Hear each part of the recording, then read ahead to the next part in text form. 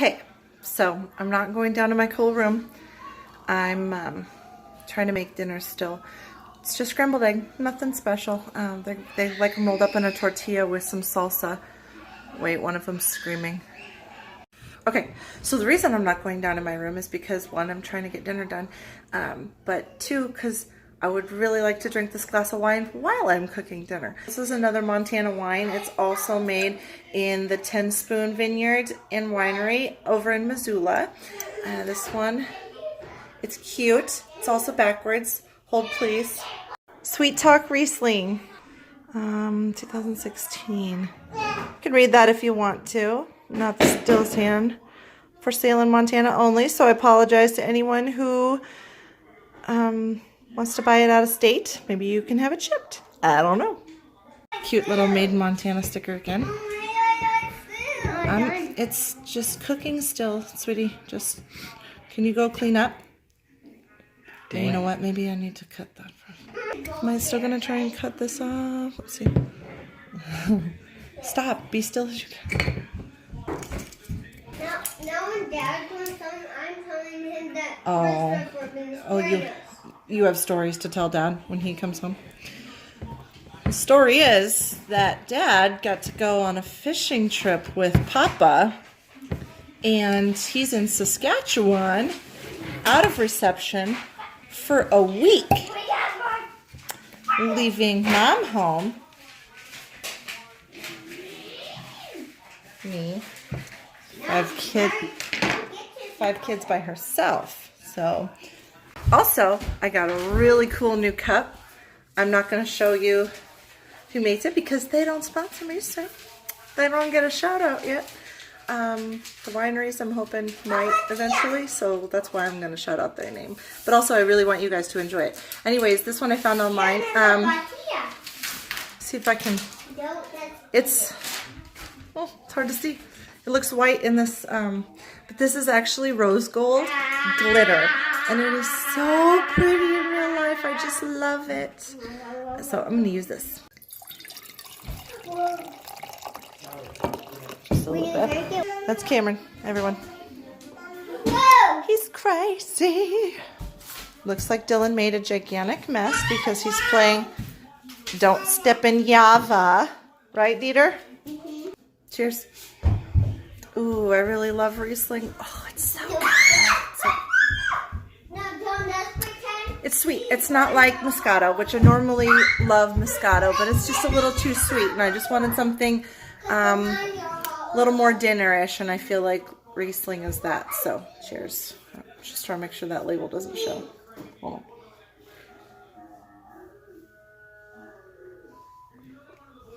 Oh, that is delicious. It's got like a little bubble to it, which is really fun, actually. Like Moscato d'Asti might. What? Mom, we could make... Bubble it up a little. I don't have an aerator. But do you know where we actually get fishy, Mom?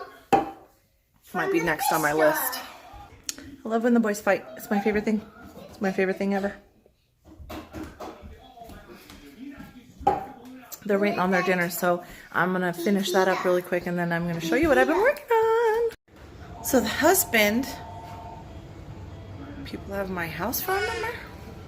Imagine that. It said toll-free number. The only people that have our house number are telemarketers, because I don't give out my house number. Anyway, can you tell I have teenage boys? This is what they do. They're watching the Key Brothers. Sissy, are those eggs the best? Yeah, you're so precious. I know, I love you. Look at this pretty hair that used to be in 2 pigtails. Can you play peekaboo? Sister, can you play peekaboo? Boo-boo. Peekaboo. Are you the cutest thing ever? How about don't sit on my table? Oh, here, huh? What do you mean? What do you say? Okay, you're almost 5. I know you know how to play peekaboo. Yes, please. Okay, you got a little something right there on your mouth corner. There you go. Show me that face. You're so cute. All my babies are cute. Huh. Cam. Aren't y'all cute? Boys didn't finish their dinner. Carbs it is. They win.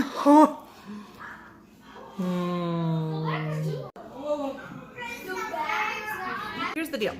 A lot of times Okay, does anybody want a free cat? I have one to give away. I just caught her peeing on the boys' toys. What? Why? Hey, I've calmed down a little bit about the cat. Sorry about that.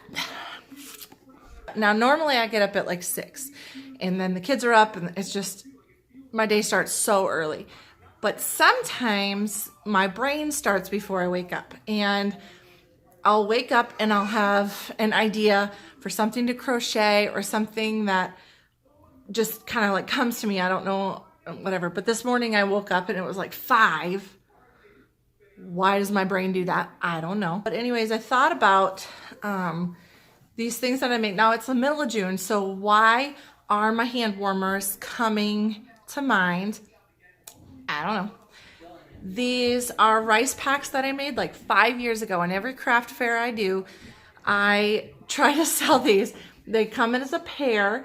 They're $5. They're really fun. You just microwave them. You can put essential oils on them to make them smell a little better, because sometimes that microwaved rice doesn't smell that great. Well, here it gets really cold, and if they're outside playing, then they can come in, microwave them really fast, and then they just warm up and their hands warm up. So it's really fun. So anyways, when I woke up this morning, dawned on me it would be so cute to make like a stuffed animal that goes around it and just kind of holds on to it. So then they're kind of cuddling something so cute. Now, a lot of times with my crochet projects, they come out of my brain and I have to kind of bring them to life. And a lot of times that takes 1, 2, several times of making it, prototypes, I guess you might say, before things work out. So I made this one today, and it didn't take me very long, but definitely not my favorite project ever.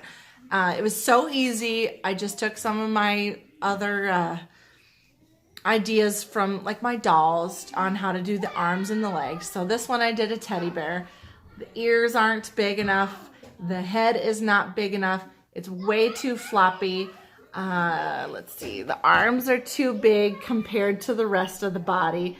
This is definitely never gonna get sold, and I might actually unwind and unstuff every stitch of it and reuse the yarn elsewhere. But how cute is this? Even though I don't like it, I still think it's so cute, because the kids can just, oh, it's my cute teddy bear. Oh, just love it.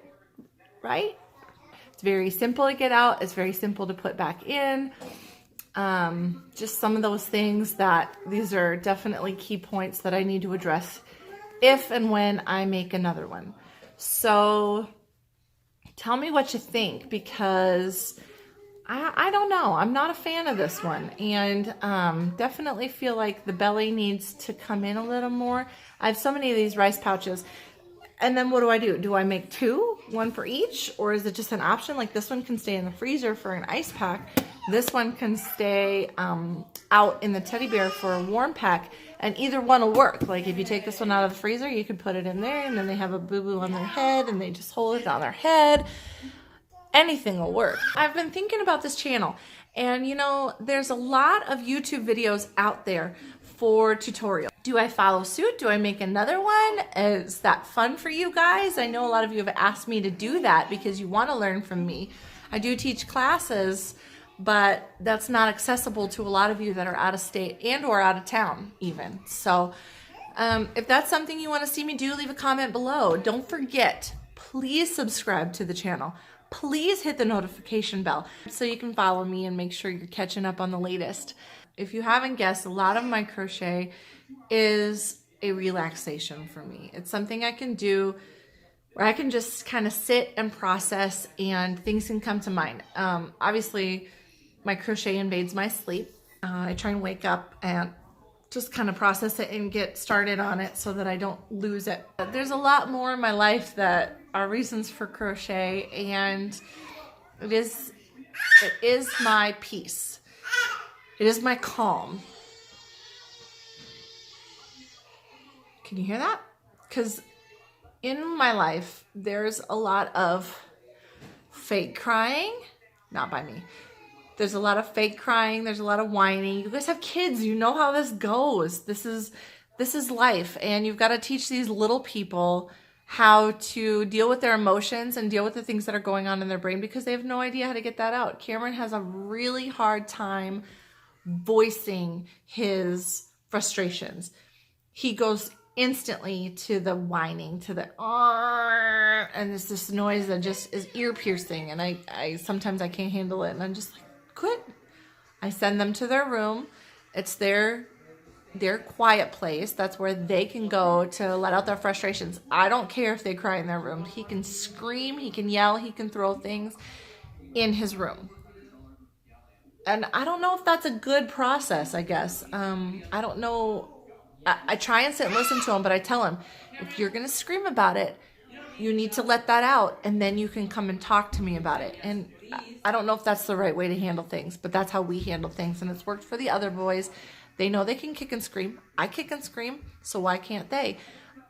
They need to get that out, though, and then they need to come to me, and then they can speak those things. I know that in this world, there's a lot of depression and anxiety, and we're seeing that a lot lately, and it's really, really hard to watch people not be able to deal with stressful situations.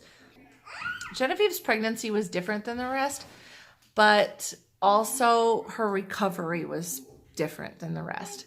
I fell into almost immediately into a huge mental situation that I've never had to deal with before. I did not have to deal with the boys with the depression or the anxiety.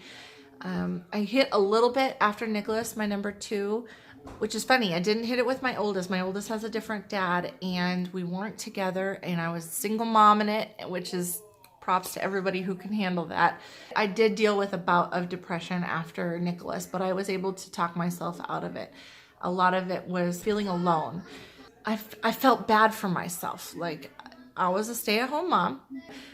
I wanted to be there for the kids, but at the same time, I couldn't handle being there for my kids. My husband worked from sunup to sundown to provide for us so that we did not have to send me to work, and it was great. But I couldn't deal with myself. I was large. I put on a lot of weight with him. I was stuck at home. I didn't get to do anything. So I finally had to just convince myself, leave the house. I went and got the mail every day. I made it an adventure for the boys. We would visit the park. It was in a town that I hated living in. I hated John's job. And I just had to figure out how to make it work for myself. So I was able to pull myself out. But you know how often that doesn't happen for people? It's crazy. I changed my whole way of thinking. I knew I had to put a smile on in the morning, and then that would determine the rest of my day, and I was able to make it through. I was able to go into public and feel good about myself. You know what the smallest thing I did was? I got up in the morning and I put makeup on. I don't even wear makeup. Now I have mascara on. That's it. I don't like to wear makeup, but it made me feel better about myself when I would put blush on, I would put eyeshadow on, and I felt better about myself. And then I worked off that weight, and it was great. The rest of my pregnancies, I didn't put on that much weight because I didn't feed myself into that stress. So fast forward 10 years, and I have Genevieve, and I don't know if it was the extra hormones, the extra estrogen. After I had her, it was a different kind of stress that I was under. I was crying all the time, and I didn't know why. I was so tired. I mean, Cameron and Dylan were 2 and 3 when she was born, so it was really difficult chasing them and dealing with a newborn. I was nursing, so I was unable to chase after them, and they figured that out. They knew. These kids drove my car through a fence. I was nursing the baby. I thought they were outside with the older boys doing their chores. They weren't. Threw my flip-flops on and I ran out there, and Cameron's just hanging out the door, and he goes, hey, we didn't want to get out in the prickly pear cactus. I'm like, oh, really? Neither did I. Why are you in my car? So I leaped in through the back seat into the front seat, and I popped it in a park, and I just sat there and I went, how did they get this car going? So this age of this vehicle, it's an 05, I didn't think that was that old, is old enough that you don't have to press the brake to get it into gear, and you don't have to have it started. And so we looked at his, he has 2 trucks, and his 99 is the same way. It's old enough, it doesn't have that safety feature, you don't have to push the brake, you can just pop it into gear, and away you go. So we learned to take the keys out of our vehicles. Then we also got a new kitten. My husband started his truck one day, and it had been raining, so our cat was outside taking shelter in his engine. Long story short, we were down a cat, and this was my number 2, Nicholas, his favorite cat. And oh God, that was the worst, and I just bawled. So these things hit me, and they all accumulated. Genevieve was like 6 weeks old. The car goes through the fence, and I'm freaking out that the kids are capable of whatever with the vehicle. All of these things kind of happen at once, and I'm already dealing with the stress of going back to work. She's 6 weeks old. You know, the car, the cat, everything. So stressed, so exhausted. I wasn't getting sleep.